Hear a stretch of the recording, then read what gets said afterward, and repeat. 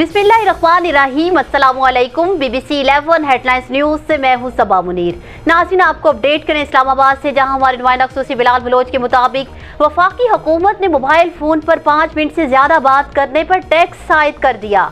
Deputy speaker Qasim sorry की ज़ेर सदारत होने वाले कौमी असम्बली इजलास में इजहार ख्याल करते हुए वज़ीर ख़जाना शौकत तरीन का कहना था कि हुकूमत ने मोबाइल फ़ोन पर 5 मिनट से ज़्यादा बात करने पर टैक्स आयद कर दिया है।